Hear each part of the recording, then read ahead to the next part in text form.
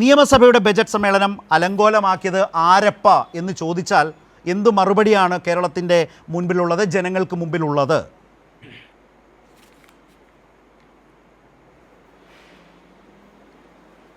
ശ്രീ ശരത്ചന്ദ്രൻ, ഒരു കാര്യം ശ്രീ സേനാപതി വേണുവിനെ അധികം ബുദ്ധിമുട്ടിച്ചതുകൊണ്ട് കാര്യമില്ല.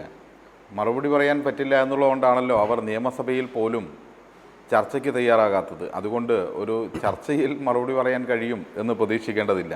കേരളത്തിലെ പ്രതിപക്ഷം ഒരു പ്രഹസനമായി മാറിക്കൊണ്ടിരിക്കുകയാണ്. പ്രഹസനമായി മാറിയ പ്രതിപക്ഷം കാട്ടിക്കൂട്ടുന്ന കാര്യങ്ങളാണ് സഭയെ അലങ്കോലപ്പെടുത്തുന്നത്. ഇവിടെ പ്രശ്നം എന്താണെന്ന് വെച്ചാൽ, ഇവരുടെ ഉപദേഷ്ടാവ് ഇപ്പോൾ കനകോലുവാണ്. കനകോലുവിൻ്റെ പ്രത്യേകത എന്താണ്? 2014 മോദിയെ അധികാരത്തിലെത്തിക്കാനും തുടർന്ന് അമിത്ഷായ്ക്ക് തെരഞ്ഞെടുപ്പ് വിജയത്തിനും വേണ്ടി പ്രവർത്തിച്ചുകൊണ്ടിരുന്ന കനകോലു ഇപ്പോൾ കോൺഗ്രസിൻ്റെ കമ്മിറ്റിയിൽ വന്നിരുന്ന് കേരളത്തെ നയിക്കുകയാണ്. അങ്ങനെ നയിക്കുമ്പോൾ അദ്ദേഹത്തിന് അറിയാവുന്നത് വിഭജനത്തിൻ്റെ രാഷ്ട്രീയം മാത്രമാണ്. മനുഷ്യരെ വേർതിരിച്ച് പ്രശ്നങ്ങൾ സൃഷ്ടിച്ച് വിഭജനത്തിലൂടെ രാഷ്ട്രീയ നേട്ടം കൊയ്യാമെന്നുള്ളതാണ്. ആ വിഭജന രാഷ്ട്രീയമാണ് ഇവർ കൈകാര്യം ചെയ്യുന്നത്. അതുകൊണ്ടാണ് ഇവർക്ക് നേരായ നിലയിൽ കാര്യങ്ങൾ കൈകാര്യം ചെയ്യാൻ വേണ്ടി പറ്റാത്തത്. ഇപ്പോൾ സഭയ്ക്കകത്ത് അടിയന്തര പ്രമേയം ചർച്ച ചെയ്യാൻ അവരെന്തുകൊണ്ട് തയ്യാറാകുന്നില്ല? വളരെ ജനാധിപത്യപരമായി ഈ സഭ 15 അടിയന്തര പ്രമേയങ്ങൾക്ക് ചരിത്രത്തിൽ ഇന്നേ വരെ ഇല്ലാത്ത രീതിയിൽ അനുമതി കൊടുത്ത സഭയാണിത്. അവിടെ സമയം കിട്ടില്ല എന്ന് പറയുന്നത് വളരെ നമുക്ക് ഒരു തരത്തിലും അംഗീകരിക്കാനോ ഏതെങ്കിലും രീതിയിൽ സമ്മതിച്ചു കൊടുക്കാനോ കഴിയുന്ന കാര്യമല്ല. കാരണം സഭയ്ക്കകത്ത് പ്രതിപക്ഷ നേതാവ് ഉൾപ്പെടെയുള്ള ആളുകൾക്ക് അടിയന്തര പ്രമേയത്തിൻ്റെ ഘട്ടത്തിൽ വീണ്ടും പരസ്പരം ചർച്ച ചെയ്യാനുള്ള സാഹചര്യമുണ്ട്. അടിയന്തര പ്രമേയ ചർച്ചകൾ മലയാളികൾ എല്ലാവരും കാണുന്നതാണ്. പക്ഷേ പ്രശ്നം അവിടെയല്ല, എന്താണ് പറയുക എന്നുള്ളതാണ്. എവിടെ തീരും? സേനാപതി വേണു ഇവിടെ അവതരിപ്പിച്ച കാര്യങ്ങൾ സഭയിൽ പറഞ്ഞാൽ പറ്റുമോ? പോറ്റിയെ കയറ്റി എന്ന് ഇനി ഇവർക്ക് പാടാൻ വേണ്ടി പറ്റുമോ? പോറ്റിയെ കയറ്റി എന്ന് പറയുമ്പോൾ തന്ത്രി മുഖേന ഉണ്ണികൃഷ്ണൻ പോറ്റി ശബരിമലയിൽ എത്തുന്നത് 2004 KC വേണുഗോപാൽ അദ്ദേഹം മന്ത്രിയായിരിക്കുമ്പോഴും ദേവസ്വം മന്ത്രിയായിരിക്കുമ്പോഴും അതോടൊപ്പം G രാമൻ നായർ പ്രസിഡൻ്റായിരിക്കുന്ന ഘട്ടത്തിലാണ്. ഇപ്പോൾ പോറ്റി പ്രശ്നങ്ങൾ ഈ പറഞ്ഞ സ്പോൺസറായി മാറിക്കൊണ്ട് ശബരിമലയിലെ ഓരോന്നും അഴിച്ചു കൊണ്ടുപോയി സ്വർണം പൂശിയും മറ്റും തിരിച്ചു കൊണ്ടുവരുന്ന പ്രവൃത്തി ആരംഭിച്ചപ്പോഴാണ്.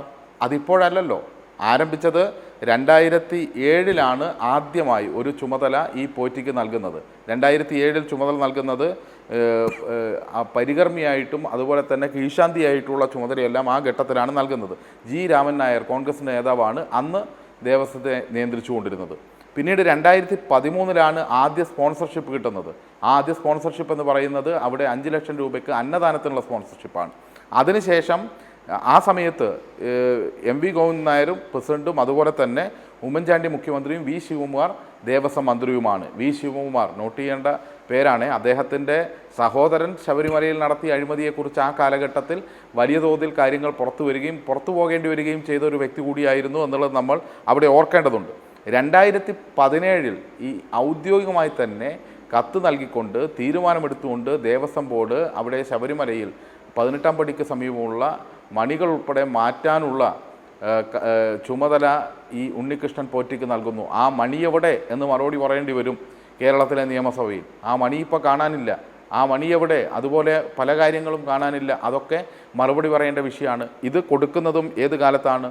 പ്രയാർ ഗോപാലകൃഷ്ണൻ എന്ന് പറയുന്ന മുതിർന്ന കോൺഗ്രസിൻ്റെ നേതാവ് പ്രസിഡൻ്റായിരിക്കുന്ന ഘട്ടത്തിൽ അജയ് തറയിൽ എന്ന് പറയുന്ന ഇവരുടെ AICC അംഗമായിരിക്കുന്ന ആൾ, അദ്ദേഹം ഇതിൻ്റെ ബോർഡ് മെമ്പറായിരിക്കുന്ന ഘട്ടത്തിൽ ഇവരാണ് ചുമതല നൽകുന്നത്. അതുമാത്രമല്ലല്ലോ, ചിതലരിച്ചു എന്ന് പറഞ്ഞിട്ടാണ് കൊടിമരം, ഏത് കോൺക്രീറ്റിൻ്റെ കൊടിമരം അവർ മാറ്റാൻ വേണ്ടി തീരുമാനിക്കുന്നത്. ഇതെല്ലാം മറുപടി പറയേണ്ട വിഷയങ്ങളല്ലേ? ഇതിനെല്ലാം സഭയിൽ ഇവരെന്താണ് പറയാൻ വേണ്ടി തയ്യാറാവുക?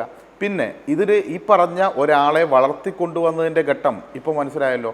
ഇവർക്ക് എല്ലാം ചെയ്യാനുള്ള പോറ്റിക്കെല്ലാം സൗകര്യം ഒരുക്കി കൊടുത്ത ഘട്ടം ഇതാണ്. ഇതിലൊന്നും ഇടതുപക്ഷത്തിൻ്റെ ഘട്ടമില്ല കേട്ടോ. ഇടതുപക്ഷം ഈ ഘട്ടത്തിലൊന്നും പോറ്റിയെ സഹായിക്കുകയോ കയറ്റുകയോ ചെയ്തിട്ടില്ല എന്നുള്ളത് വസ്തുതയാണ്.